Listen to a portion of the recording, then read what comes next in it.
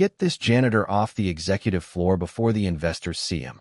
The words cracked through the 42nd floor hallway like a whip at exactly 7:12 a.m. on a gray Manhattan morning inside Ellington Global headquarters. Conversation stopped. Coffee cups paused halfway to lips.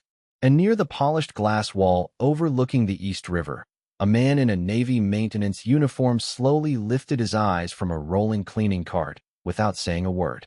Marcus Ellington didn't flinch. He simply stood there holding a black trash liner in one hand while the tension spread through the executive corridor like smoke under a locked door. Before we continue, where are you watching from? Drop your city or country in the comments below. And if you believe in dignity and justice, hit like and subscribe. These stories spark change, and we're glad you're here. Now, back to Marcus Ellington. At 53 years old, Marcus moved with the calm of a man who had spent decades mastering silence. His maintenance badge hung loosely from his chest. No designer watch, no security team, no tailored suit. Just dark work boots, a faded maintenance jacket, and a janitor's cart parked beside the executive lounge where Ellington Global's senior leadership team was preparing for one of the biggest investor meetings in company history. No one in that hallway recognized the man wiping fingerprints off the glass divider. And that was exactly how Marcus wanted it. 3 weeks earlier, anonymous complaints had reached the board.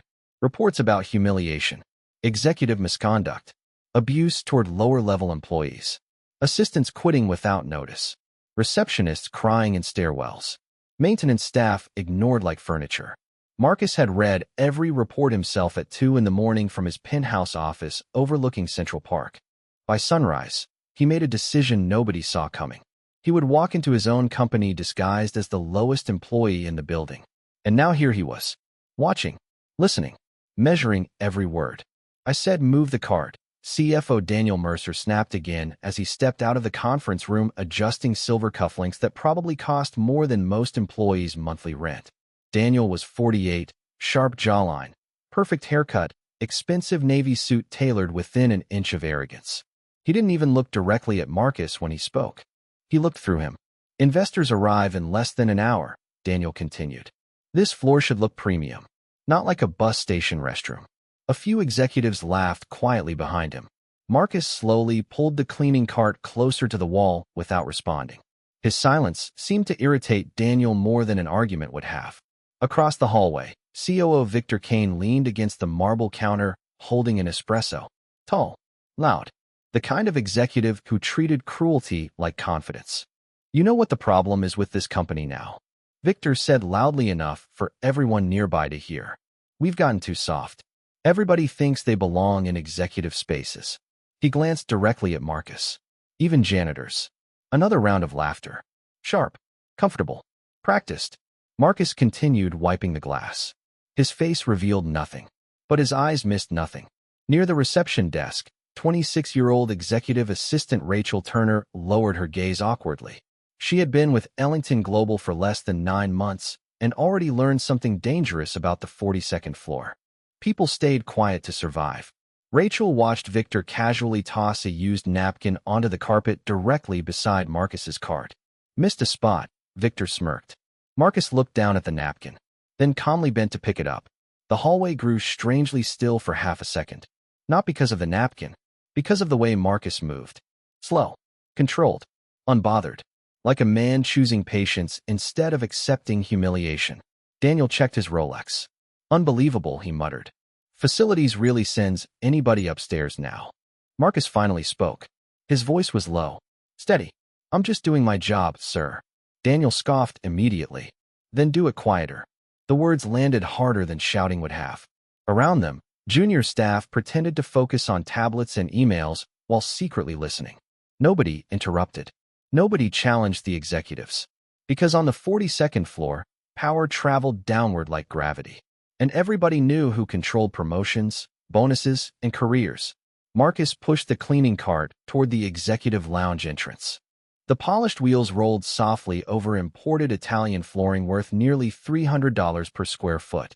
Through the glass walls, board members' seats waited untouched beneath recessed gold lighting.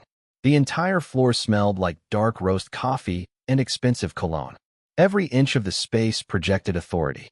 But Marcus knew something the executives did not.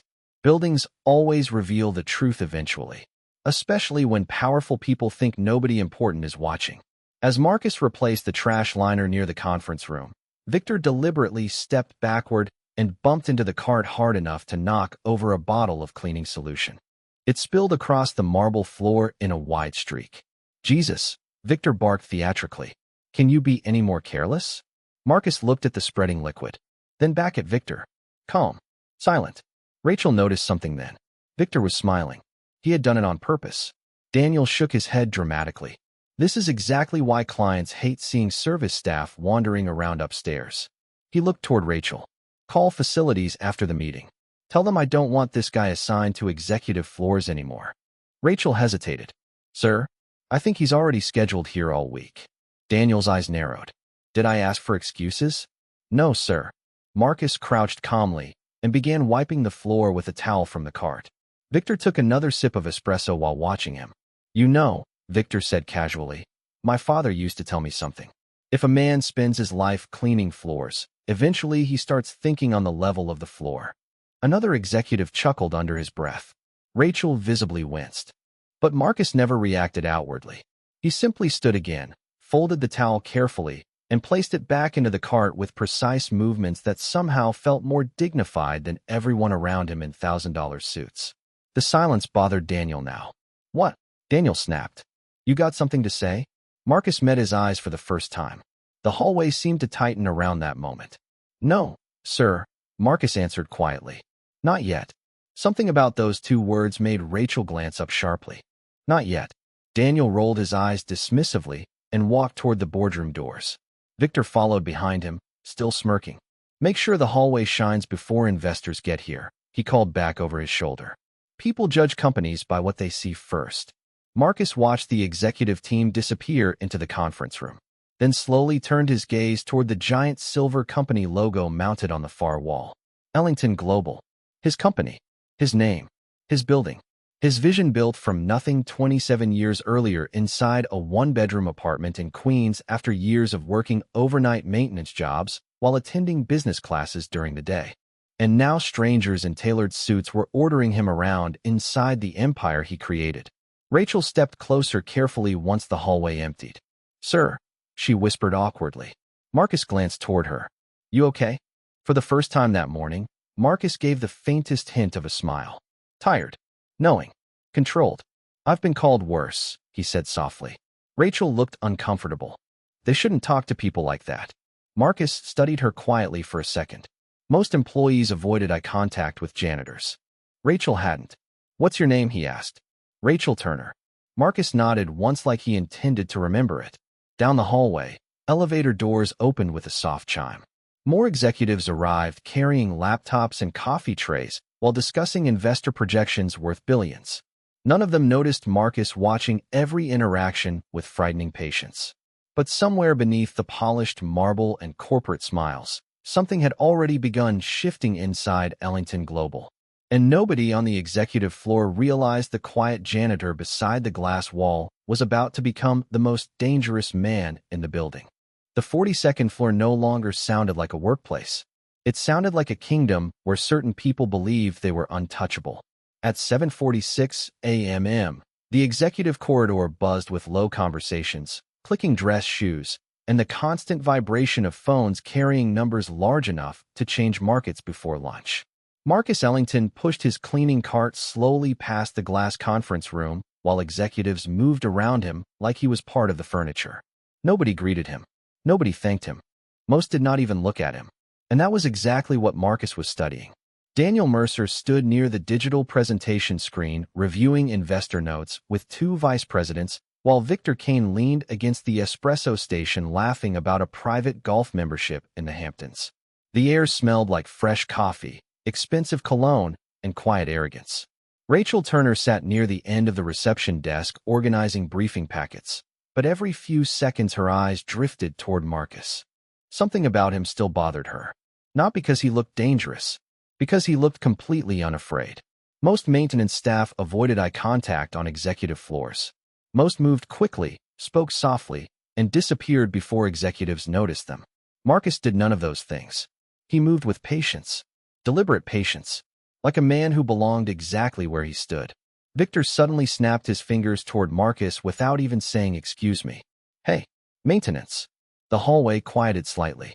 Marcus stopped beside the cleaning cart and turned calmly. Victor pointed toward a polished conference table near the investor lounge. Someone spilled cream near the seating area. Clean it before the guests arrive. Marcus nodded once. Of course, sir. Victor smirked immediately at the respectful tone. See? That is what I like. People understanding their role. Daniel chuckled softly while signing paperwork. That concept has become rare lately. Marcus walked toward the seating area carrying a towel and spray bottle. As he crouched beside the table, two executives continued talking nearby, as if he could not hear them. Human Resources keeps pushing these sensitivity seminars, one woman muttered. Honestly, half the staff now act like they deserve executive treatment. Victor laughed under his breath. Everybody wants to feel important. Even janitors. More laughter followed. Sharp, casual, comfortable. Marcus quietly wiped the marble surface without reacting. Rachel watched the exchange from across the room and looked visibly uneasy. She glanced around as if expecting someone to step in. Nobody did. A young intern passing through the hallway accidentally brushed against Victor while carrying presentation folders. Victor immediately pulled back his suit sleeve dramatically. Careful, he snapped. This jacket costs more than your semester tuition. The intern apologized quickly and hurried away with his face burning red. Victor shook his head with a grin. These kids get one internship and suddenly think they are executives. Daniel looked toward Marcus while straightening his cufflinks. At least maintenance understands hierarchy. Marcus slowly stood again holding the folded towel in one hand. Hierarchy should never require disrespect, he said quietly. The words landed softly, but the hallway changed instantly. Daniel's expression hardened. Victor turned fully toward Marcus for the first time all morning. Rachel froze at the reception desk. Nobody spoke for 2 seconds. Then Victor laughed. Loudly. Did the janitor just give leadership advice? A few nearby executives joined in immediately. Daniel stepped closer with a smile that carried no warmth at all. You know what your problem is? He asked Marcus. People like you spend too much time overhearing conversations above your pay grade. Marcus met his eyes calmly. Maybe conversations reveal more than titles do. Victor whistled dramatically. Oh, this one thinks he is deep. Another executive muttered. Careful. He might write a management book after his shift. Laughter again. Rachel lowered her eyes awkwardly. Marcus simply returned the towel to the cart with steady hands. The silence in his face unsettled Daniel more than anger would have. You know what I hate, Daniel said loudly while pacing toward the investor boardroom. People forgetting their place. He gestured toward Marcus. This company runs because executives make impossible decisions every day, not because somebody changes trash bags. Marcus looked at the massive silver company logo across the far wall again. Ellington Global. The polished metal letters reflected the morning skyline behind them. Interesting, Marcus said softly. Sometimes the people carrying the company are invisible to the ones standing on top of it. Victor rolled his eyes. You hear that? The janitor is philosophical now. Rachel noticed something then. Daniel was becoming irritated not because Marcus was disrespectful, but because Marcus was calm. Completely calm. Most people on the 42nd floor became nervous under executive pressure. Marcus looked almost impossible to embarrass. Daniel stepped closer until only a few feet separated them. What is your name? He asked sharply. Marcus. Marcus what? Marcus Ellington. Rachel's fingers stopped moving across the keyboard. Victor barely reacted, but Daniel narrowed his eyes slightly. Ellington, he repeated. Marcus nodded once. Yes, sir. Victor smirked immediately. What a coincidence. Same name as the founder. Several executives laughed again. Maybe he thinks he owns the building, one joked. Marcus said nothing. Daniel shook his head dismissively. Facilities must really be scraping the bottom of the barrel now. Then Victor reached into his pocket, pulled out a folded $20 bill, and tossed it onto the conference table beside Marcus. Here, he said casually. Go buy yourself breakfast after you finish cleaning. You look like you could use a decent meal. Rachel's eyes widened immediately. The hallway became painfully quiet. Marcus looked at the money sitting on the polished table. Then at Victor. Nobody moved. Nobody spoke. Even the nearby assistants stopped pretending not to listen. Victor leaned back, confidently waiting for embarrassment to finally break the janitor's composure.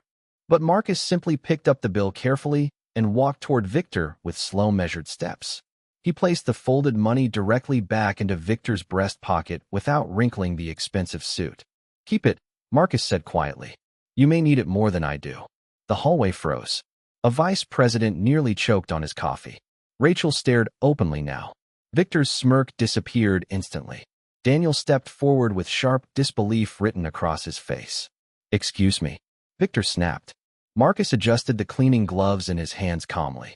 A man who needs to humiliate strangers in order to feel powerful is usually the poorest person in the room.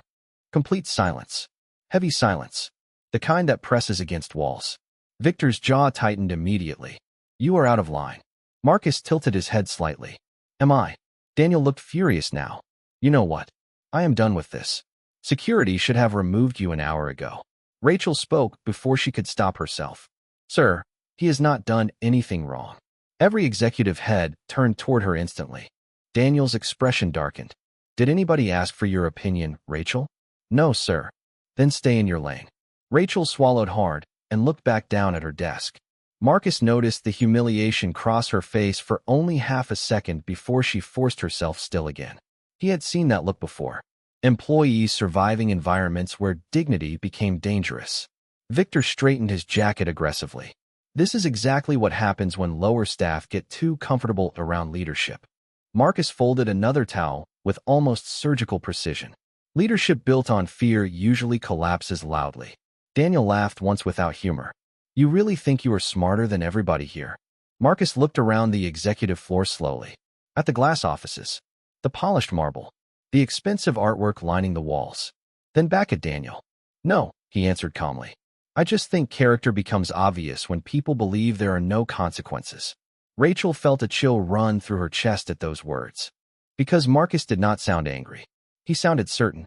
Down the hallway, elevator doors opened again. More executives arrived carrying tablets and investor reports while assistants rushed to prepare final presentations before the morning board meeting. The entire floor moved with the nervous energy of people chasing power. But standing quietly beside a cleaning cart near the conference room, Marcus Ellington continued watching every interaction with frightening patience.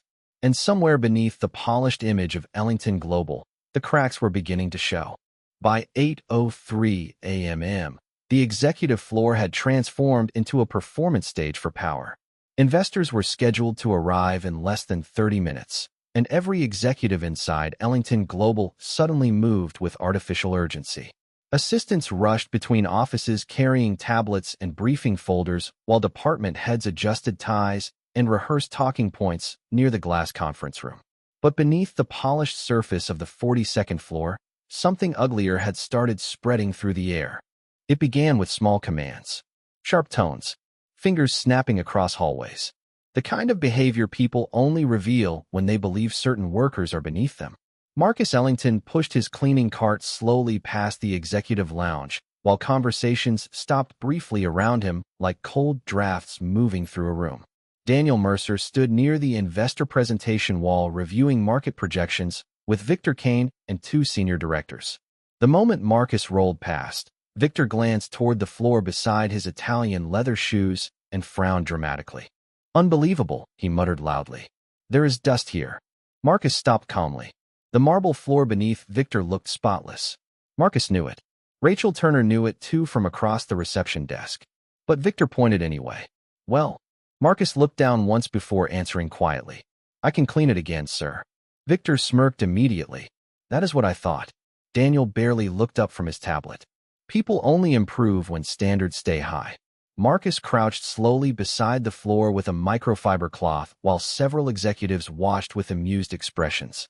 One vice president whispered something under his breath that triggered quiet laughter near the espresso station. Rachel felt her stomach tighten. The scene no longer looked professional. It looked personal.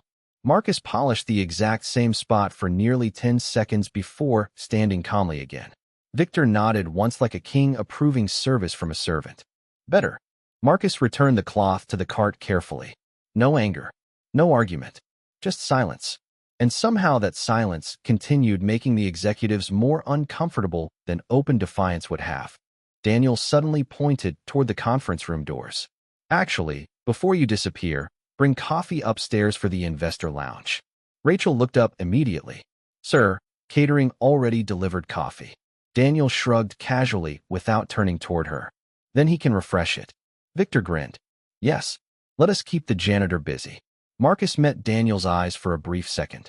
Of course. He pushed the cart toward the private kitchen area near the executive dining suite, while several executives resumed laughing behind him. Rachel watched Marcus disappear around the hallway corner and quietly lowered her voice toward Daniel. Sir, with respect, maintenance staff are not catering employees. Daniel looked at her slowly. Very slowly. The kind of look designed to remind somebody exactly where they stood. And assistants are not executives, he replied coldly. Rachel immediately went silent. Victor chuckled beside him. You are learning, Rachel. Around here, people survive longer when they stop confusing kindness with authority. The words hung in the hallway long after Marcus returned carrying a polished silver coffee tray.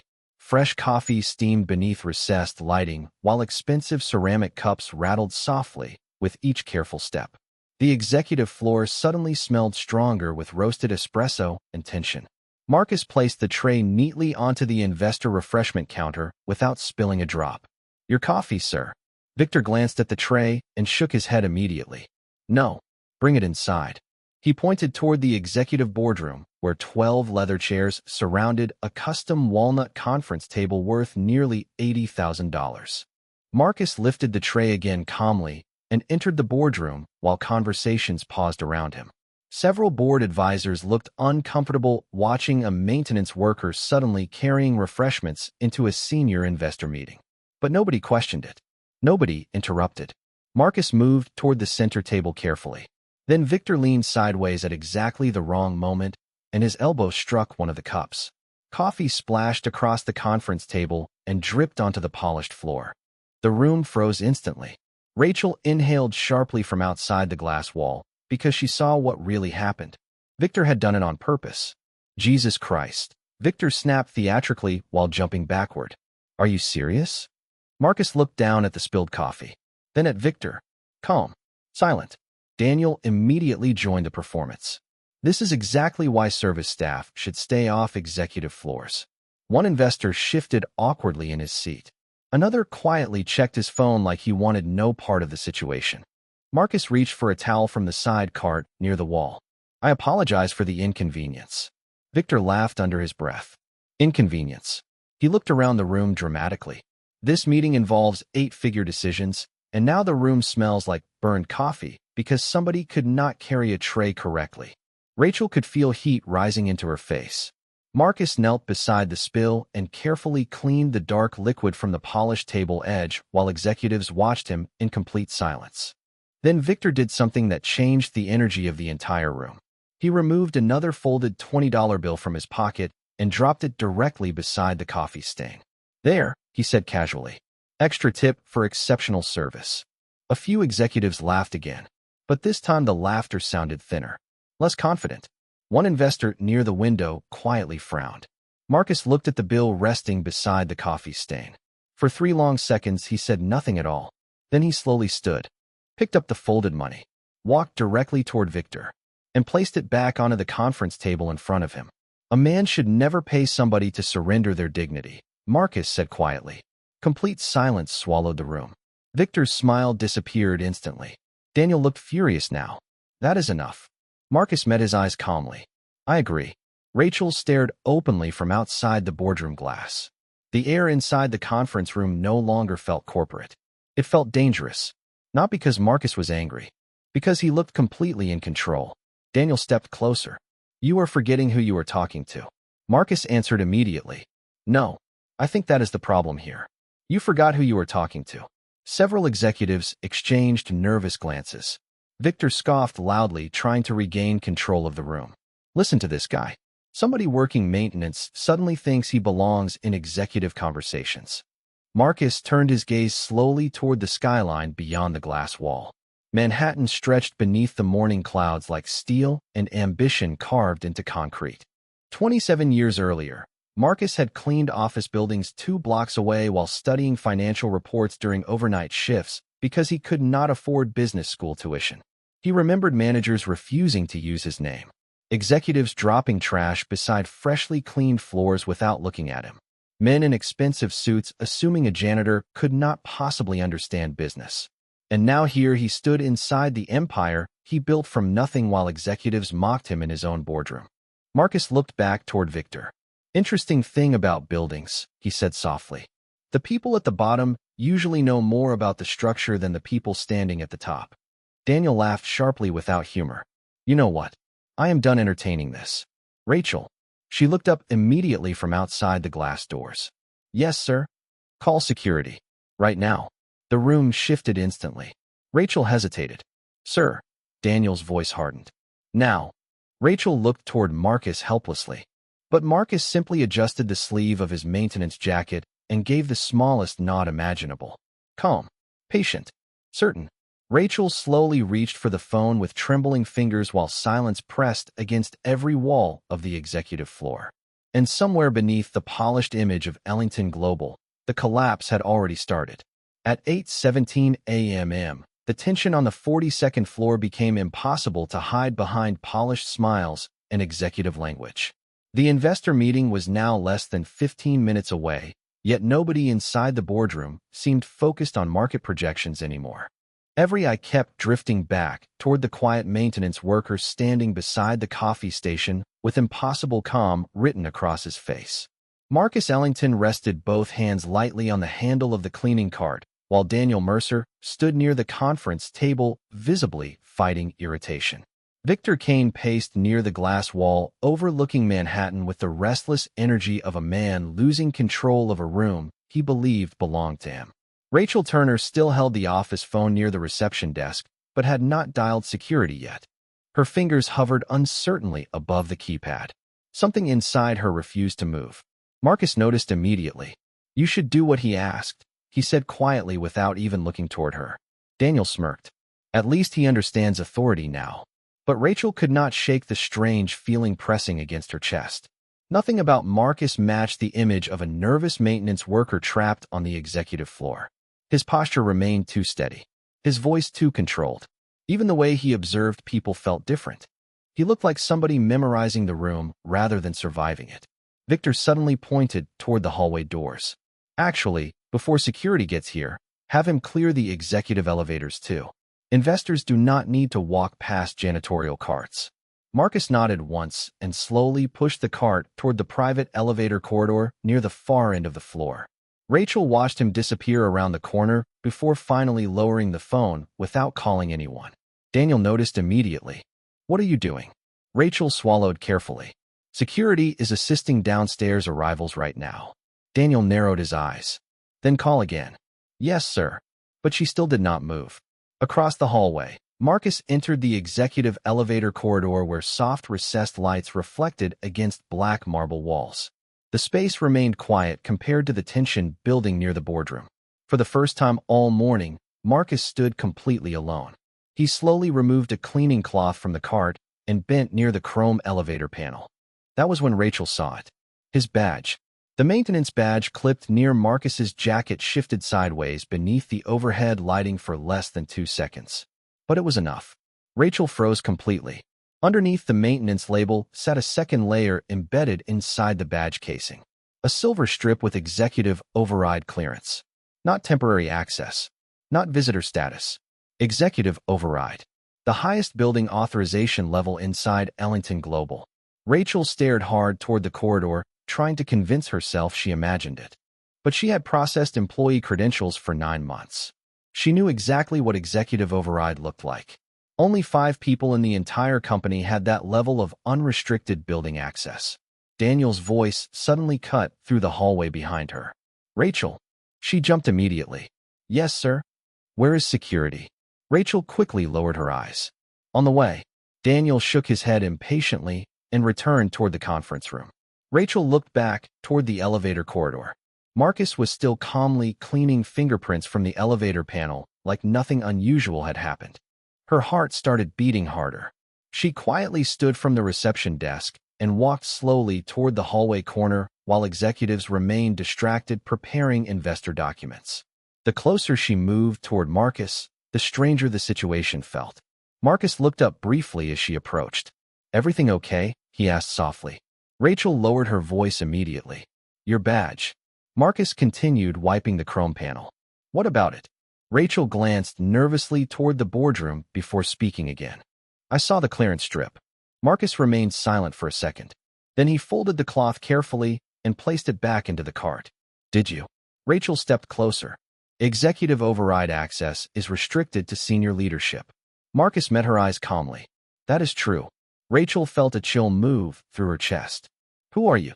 Marcus gave the faintest smile again. "Tired. Controlled. Almost sad.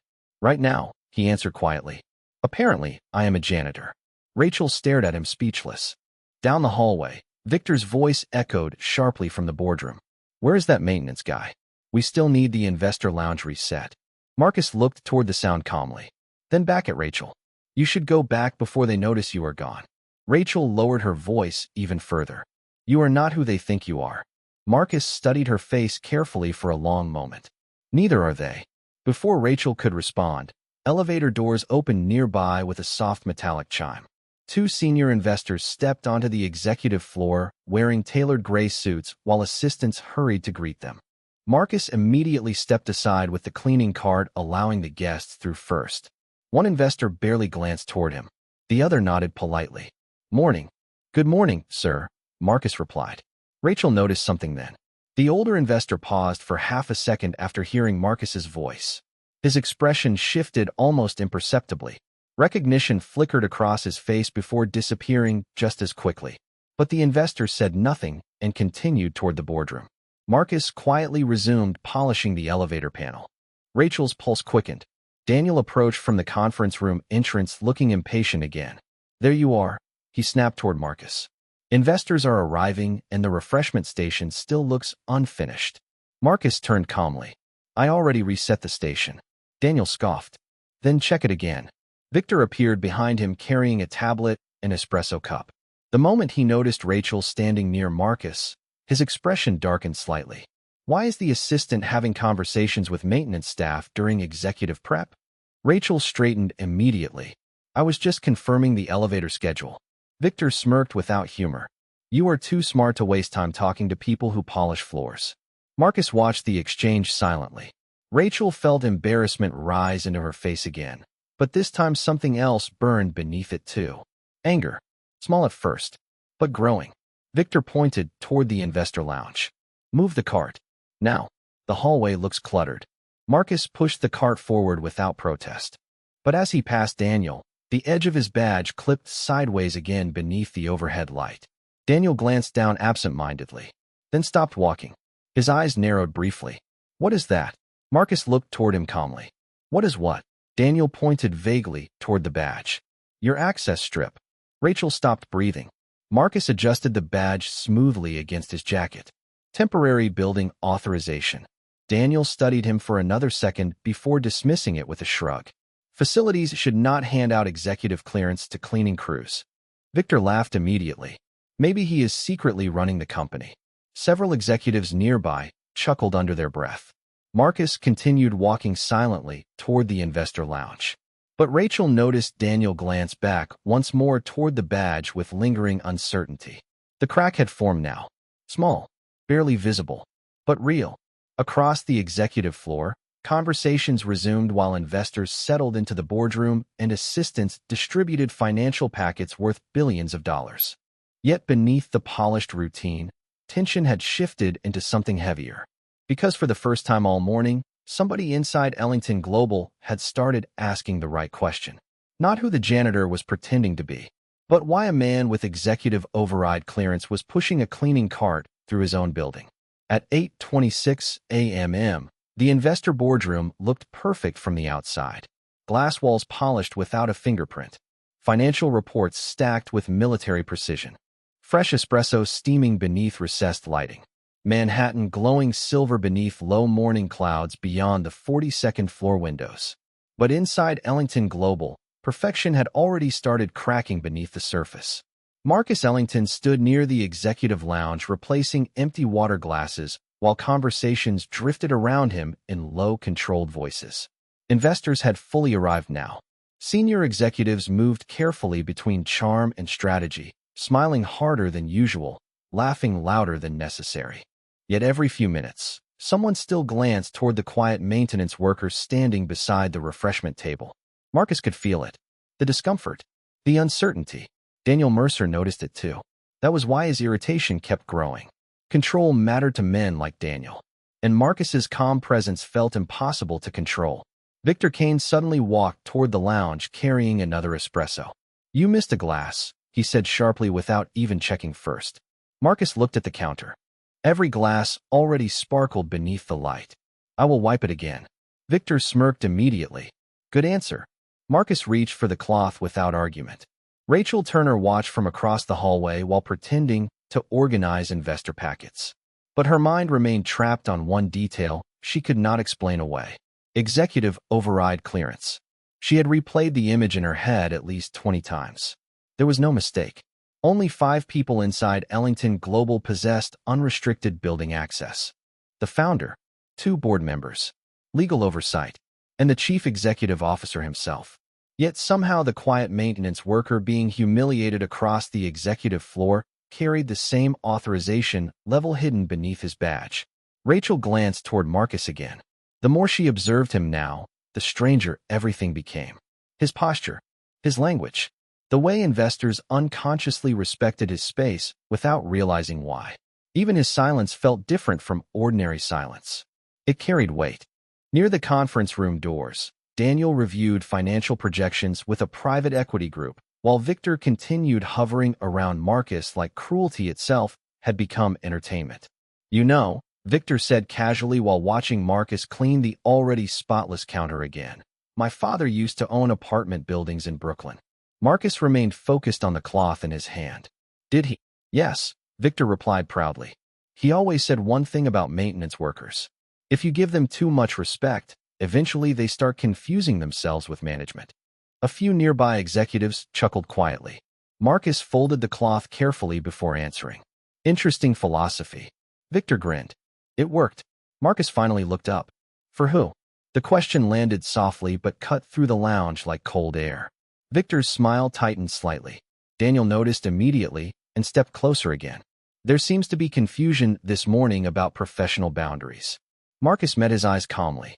"Sometimes boundaries reveal character faster than conversations do." Daniel gave a dry laugh. "You really enjoy sounding important." Marcus looked toward the skyline outside the glass wall. "No," he answered quietly. "I just spent enough years being invisible to notice how people behave when they think nobody important is listening." Something shifted inside Rachel when she heard that sentence. Not because of the words themselves, because of the exhaustion behind them. Deep exhaustion. The kind carried by somebody who had lived the same moment too many times before. Marcus turned back toward the counter slowly, but his reflection in the glass suddenly pulled him somewhere else entirely. 27 years earlier. Queens. Winter. 2 degrees outside with wind slicing between buildings hard enough to numb fingers through cheap gloves. Marcus had been 26 then. Broke. Exhausted. Sleeping 4 hours a night, while working overnight maintenance shifts inside a downtown office tower 2 subway stops from Wall Street. He remembered carrying trash bags through executive corridors while men in $1,000 coats stepped around him without eye contact. He remembered eating vending machine crackers beside freight elevators because cafeteria seating was unofficially reserved for office staff during daytime hours. But one memory still burned sharper than the rest. One night at 2:13 a.m., Marcus had stayed late polishing conference room floors after a burst pipe flooded half the executive level. A senior partner walked in unexpectedly wearing an expensive charcoal suit and stopped cold when he saw Marcus studying financial charts left projected on the presentation screen. Marcus had always loved numbers. Markets fascinated him. He could not help reading the projections while cleaning around the room. The partner looked at him for several long seconds before speaking. "You understand any of this?" Marcus answered honestly. "Some of it." The man laughed immediately. Not kindly. "Men like you clean buildings," he said while loosening his tie. "You do not run them." Marcus remembered standing there with a mop still in his hands while those words settled into his chest heavier than exhaustion itself. "Men like you. Not smart enough. Not polished enough. Not important enough." That night, Marcus returned to his tiny apartment in Queens and stayed awake until sunrise studying balance sheets from borrowed business textbooks because humiliation had become fuel. And now, nearly 3 decades later, standing inside the company he built from absolutely nothing, Marcus heard the exact same energy echoing through the executive floor all over again. Victor snapped his fingers near the refreshment counter, pulling Marcus back into the present. "You listening?" Marcus looked toward him calmly. "Always." Victor pointed toward a faint water ring near the investor seating area. "Then clean that too." Rachel clenched her jaw immediately. The water ring was barely visible. Marcus quietly walked toward it anyway. Daniel leaned beside Victor with folded arms. "You know what amazes me," he said quietly enough that investors could not fully hear. "People spend years at the bottom of organizations and still somehow develop attitudes." Victor laughed softly. "Everybody wants to feel equal now." Marcus wiped the table slowly before standing again. "Respect and equality are not the same thing." Daniel shook his head immediately. "There it is again. The philosophy lecture." Marcus looked directly at him. "No lecture. Just observation." Daniel stepped closer now. "Too close. You know what your real problem is?" Marcus waited silently. Daniel lowered his voice. "You carry yourself like you belong here." Complete silence hit the lounge for half a second. Even Victor stopped smiling. Rachel looked up sharply from the reception desk. Marcus studied Daniel carefully. "And if I did?" Daniel scoffed instantly. "You do not." Marcus nodded slowly like he expected the answer. That belief usually says more about the room than the person entering it. Victor rolled his eyes dramatically. "Unbelievable. The janitor thinks he is teaching leadership lessons now." Then something happened that froze Rachel completely. One of the older investors standing near the boardroom entrance looked directly at Marcus and frowned slightly with recognition. The investor whispered something quietly toward another board advisor while glancing again toward Marcus's face. Marcus noticed immediately, but he gave the slightest shake of his head. Small enough, almost nobody would catch it. Almost nobody except Rachel. Her heart skipped hard, because that was not the gesture of a frightened maintenance worker. That was the gesture of somebody controlling a situation. Daniel suddenly looked toward the clock near the conference room. "Enough distractions. Investors are ready."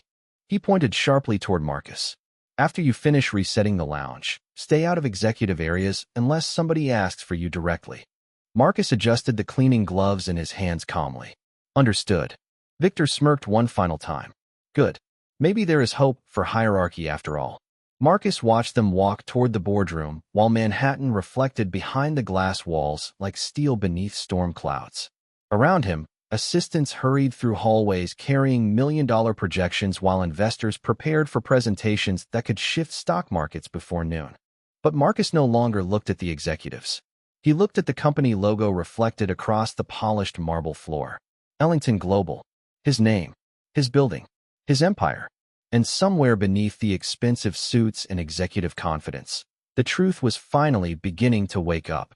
At 8:39 a.m., the executive floor stopped feeling like a corporate headquarters and started feeling like a courtroom moments before a verdict. Investors filled the boardroom seats beneath the gold-recessed lighting while assistants hurried between glass walls carrying final reports and updated projections. Outside the conference room, Manhattan glowed beneath a pale winter sky, but inside Ellington Global the atmosphere had turned sharp enough to cut through polished smiles. Marcus Ellington stood near the investor lounge quietly replacing empty water glasses while executives moved around him with growing irritation. Daniel Mercer kept checking his watch every few seconds. Victor Kane paced near the boardroom entrance pretending confidence still controlled the room. But Rachel Turner noticed the truth now. Both men were unsettled. They did not understand why the maintenance worker refused to break under pressure. And people addicted to authority hated uncertainty more than confrontation itself. Marcus placed the final water glass onto the silver tray with steady hands. Then he turned toward the executive hallway, leading directly to the boardroom.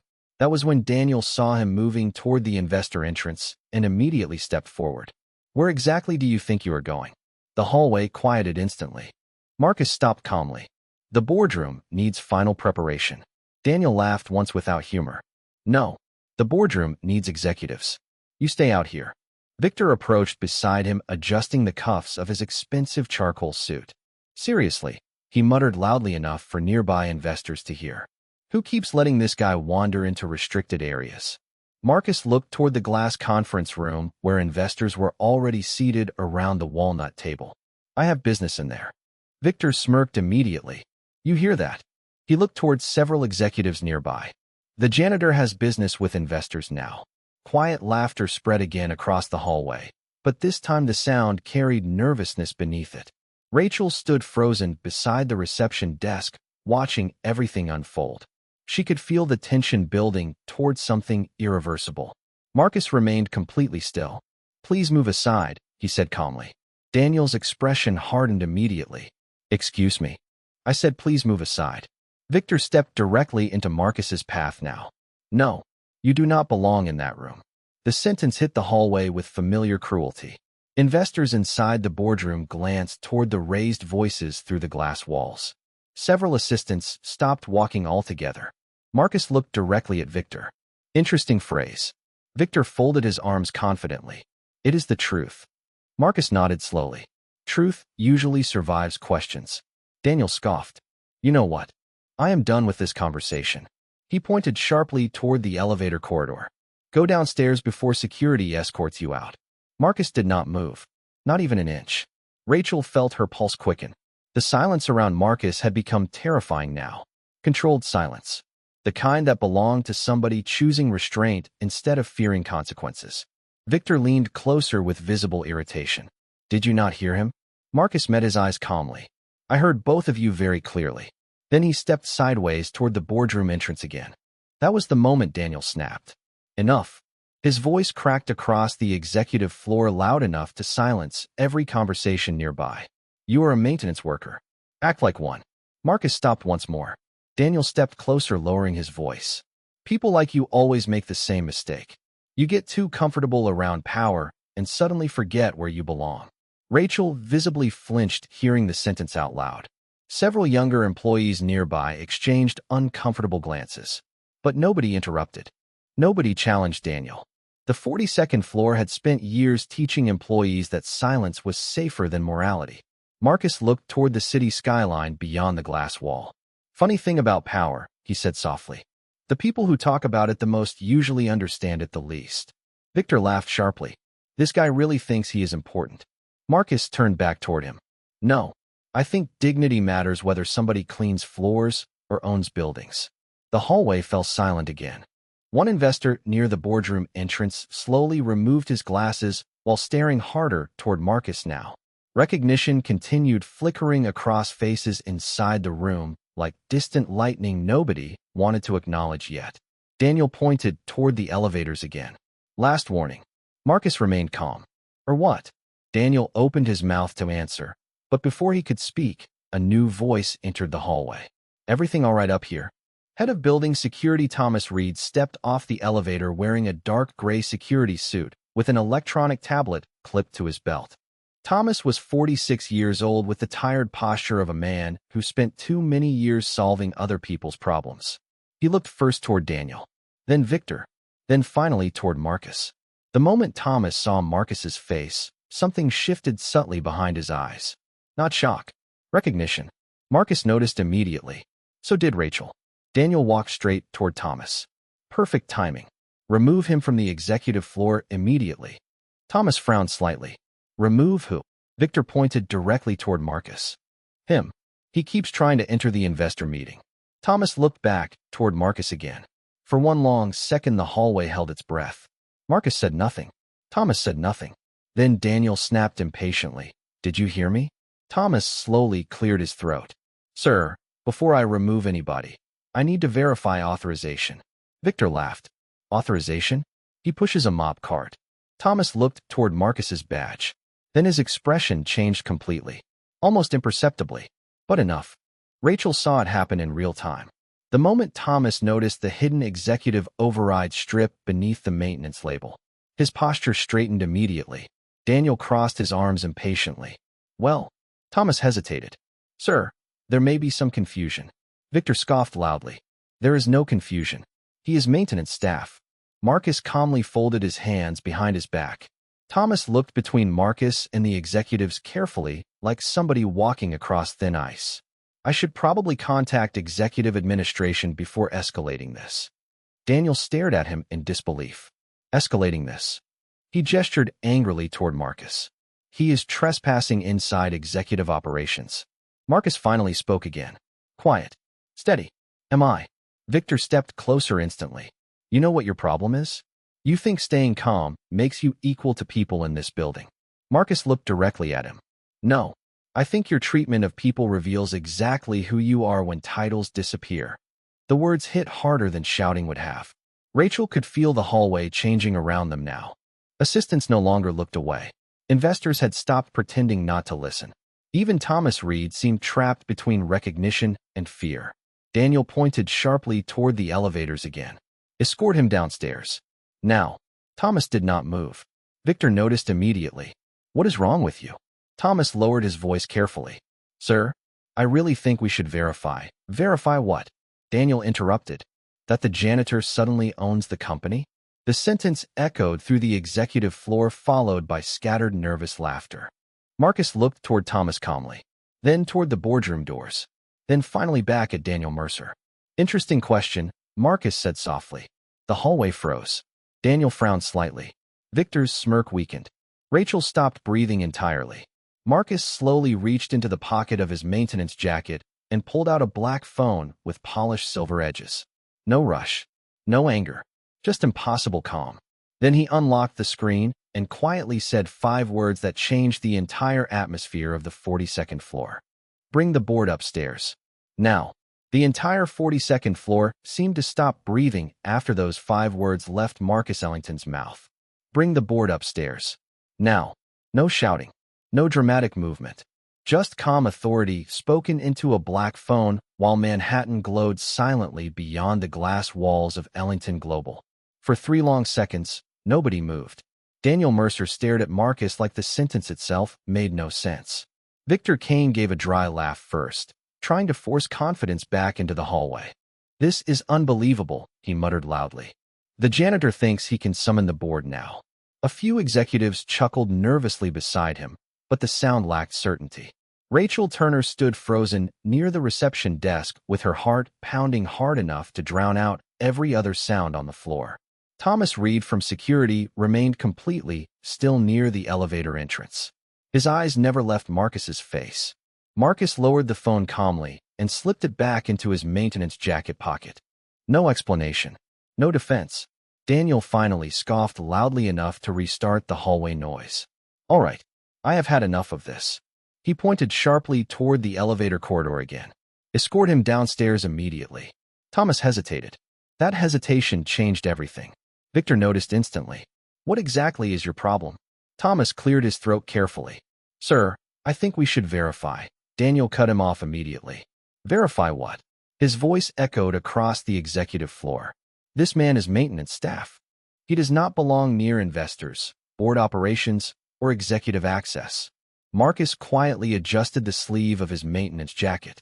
Interesting how often that phrase keeps appearing today. Daniel narrowed his eyes. What phrase? Marcus looked directly at him. He does not belong. The silence returned again. Heavy now? Almost physical. Several investors inside the boardroom had fully stopped pretending not to listen. Through the glass walls, Rachel could see older board advisors whispering quietly while glancing toward Marcus with growing confusion. One investor near the far end of the conference table looked visibly pale now. Victor folded his arms aggressively. You know why that phrase keeps appearing? Because it is true. Marcus tilted his head slightly.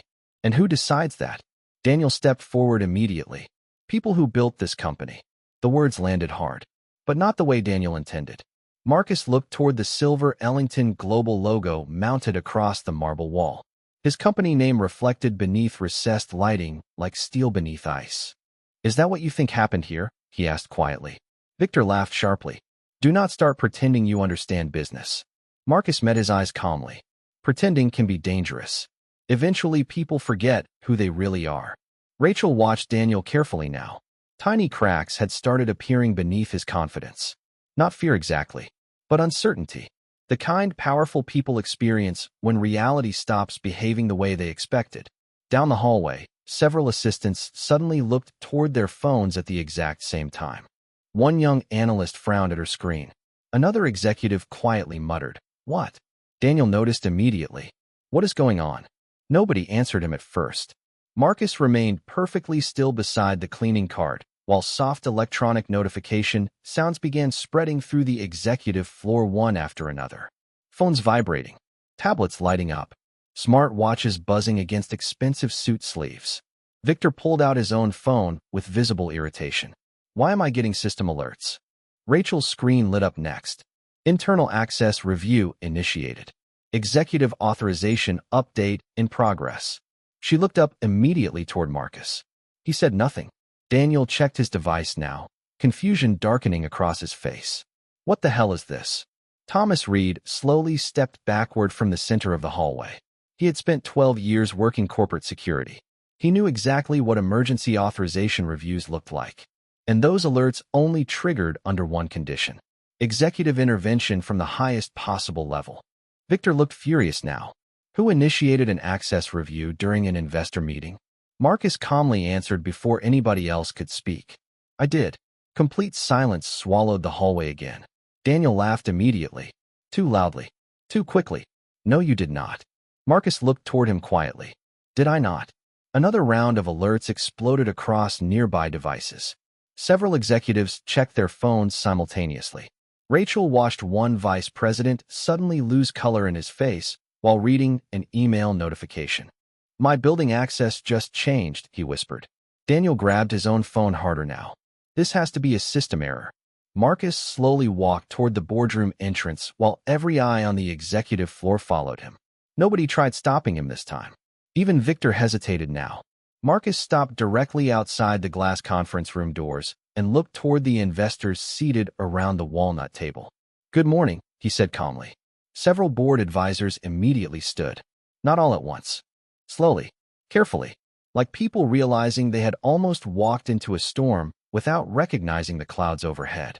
Daniel looked around in growing disbelief. "What is happening?" Marcus turned back toward him. "Accountability." Victor scoffed loudly again, trying to regain control of the room. Enough with the cryptic speeches. He stepped closer toward Marcus. "You think because you made a few fake phone calls, everybody suddenly answers to you?" Marcus looked at him quietly for several long seconds. "No," he answered softly. "I know they do." Then the elevators opened again. Not ordinary arrivals this time. 3 members of Ellington Global's legal division stepped onto the 42nd floor wearing dark suits and carrying secure tablets. Behind them came 2 senior board advisors Rachel recognized immediately from company annual reports. The entire executive hallway froze solid. Nobody spoke. Nobody moved. The lead legal advisor, Margaret Ellis, looked directly toward Marcus the second she stepped off the elevator. "Sir," she said respectfully. Daniel's face lost color instantly. Victor blinked hard like his brain refused to process what he just heard. Rachel felt goosebumps rise across both arms. Marcus gave one calm nod. "Thank you for coming so quickly." Margaret Ellis glanced briefly toward Daniel and Victor before speaking again. "Board Protocol 7 has been activated. Executive review teams are standing by." Daniel laughed once. "Weekly this time." No, wait." He looked between Margaret and Marcus rapidly. "What is this?" Nobody answered him immediately, because the answer had already become visible across every terrified face on the 42nd floor. Victor stepped backward slowly. "Board Protocol 7, he muttered under his breath. Thomas Reed lowered his eyes instantly now. He knew exactly what Protocol 7 meant. Internal executive misconduct investigation initiated directly by ownership authority. The highest-level corporate review inside Ellington Global. Rachel looked toward Marcus with disbelief finally giving way to certainty. The quiet maintenance worker standing beside the cleaning cart was no maintenance worker at all. Marcus calmly removed the janitor badge from his jacket, then peeled away the maintenance label covering the silver executive strip beneath it. Founder-level authorization gleamed under the hallway lights. Daniel stared at the badge like somebody watching reality collapse in real time. Victor's face turned completely pale. Around them, every assistant, investor, and executive on the 42nd floor fell silent. Marcus slipped the badge calmly back into his pocket and looked directly at Daniel Mercer. "You spent all morning teaching people who belongs in this building," he said quietly. "Now let us find out if you were right." The silence after the reveal felt heavier than sound itself. Nobody on the 42nd floor moved for several long seconds after Marcus Ellington removed the maintenance label from his badge and exposed the silver founder authorization strip beneath it. The polished executive hallway that had echoed with laughter all morning now stood completely frozen beneath the recessed lights. Daniel Mercer looked like a man trying to wake himself from a nightmare in real time. Victor Kane stared openly at Marcus with his mouth slightly parted, all confidence draining from his face one heartbeat at a time. Rachel Turner remained near the reception desk, gripping the edge of the marble counter, so tightly her knuckles turned pale. Across the boardroom, investors exchanged stunned glances while legal advisors stood perfectly still near the elevator entrance waiting for instruction. Marcus calmly folded the fake maintenance badge between his fingers and placed it onto the cleaning cart beside him. No anger crossed his face. No satisfaction either. Just exhaustion. The exhaustion of a man who had watched the same kind of disrespect repeat itself for decades under different names, different suits, and different buildings. Daniel finally laughed weakly. "No," he muttered under his breath. "No, this is not possible." Marcus looked toward him quietly. "And yet here we are." Victor stepped backward slowly while staring at the founder authorization strip, still visible beneath Marcus's jacket. "You are Marcus Ellington?" His voice sounded smaller now, almost fragile. Marcus met his eyes. "You have spent the entire morning standing beneath my name." Nobody laughed this time. The words landed too hard. Around them, notification alerts continued vibrating through executive phones across the hallway. More emails, more access reviews, more system updates rolling through Ellington Global like thunder moving across glass towers. Margaret Ellis from legal opened her secure tablet and spoke carefully. Board Protocol 7 is now fully active. Executive communications are under review. Daniel immediately looked toward her. "Margaret, this is insane. You cannot seriously be entertaining this stunt." Margaret did not even blink. "This is not a stunt." Daniel pointed wildly toward Marcus's maintenance jacket. "He walked around this building pretending to be janitorial staff." Marcus answered calmly before Margaret could speak. "No. I walked around this building discovering how leadership behaves when it thinks nobody important is watching." Rachel felt those words hit the entire floor like cold water. Several assistants lowered their eyes immediately. Investors inside the boardroom looked visibly uncomfortable now, replaying the morning in their heads piece by piece. Victor shook his head rapidly. This was a setup. Marcus looked toward him slowly. "Interesting choice of words." Victor swallowed hard. "You manipulated the situation." "Did I?" Marcus asked quietly. "Or did I simply remove the titles and let people reveal themselves?" Complete silence again. Daniel suddenly stepped toward Marcus with forced confidence returning to his voice. "You cannot destroy careers over misunderstandings." Marcus tilted his head slightly. "Misunderstandings?" Daniel gestured around the hallway desperately now. "Nobody knew who you were." Marcus nodded once. "Exactly." The sentence cut through the executive floor sharper than shouting ever could. Thomas Reed from security lowered his gaze completely. Rachel saw shame spreading across several younger employees standing near the investor lounge. Because suddenly the real issue stood naked in the middle of the hallway for everyone to see. The executives had not mistreated Marcus because they thought he was dangerous. They mistreated him because they thought he was unimportant. Marcus slowly walked past the cleaning cart toward the boardroom entrance while every eye followed him. The maintenance boots against polished marble sounded louder than executive speeches now. "This company was not built by titles," Marcus said calmly. "It was built by people. Receptionists, assistants, maintenance workers, analysts working past midnight, security guards missing dinner with their families so executives could feel protected." He stopped near the conference room doors and looked back toward Daniel and Victor. But somewhere along the way, leadership here confused authority with superiority. Victor tried speaking again. "Marcus, listen." Marcus raised one hand slightly. Not aggressive, just enough to stop the sentence before it started. Victor immediately went silent. Rachel noticed it instantly. The same executive who had mocked Marcus all morning now obeyed him without thinking. Real power required no performance. Margaret Ellis stepped forward carefully. "Sir, there is one additional matter." Marcus nodded once. "Go ahead." Margaret looked toward Daniel Mercer directly. Internal investigations recovered 12 unresolved employee complaints tied to executive misconduct within the last 18 months. The hallway tightened instantly. Daniel's face changed. What? Margaret continued reading from the tablet. Multiple reports reference intimidation toward lower-level employees, discriminatory behavior toward facilities staff, and retaliatory conduct against assistants who reported hostile workplace treatment. Rachel felt her stomach drop. Victor looked furious now. That is ridiculous. Margaret remained calm. Several complaints were flagged internally, but never escalated beyond executive review. Marcus looked toward Daniel quietly. You buried them. Daniel immediately shook his head. No, we handled them internally. Marcus stared at him for a long second. That sentence explains more than you realize. Another executive notification sounded loudly through the hallway. One vice president near the conference room suddenly cursed under his breath while staring at his phone screen. My access is gone. Everybody looked toward him immediately.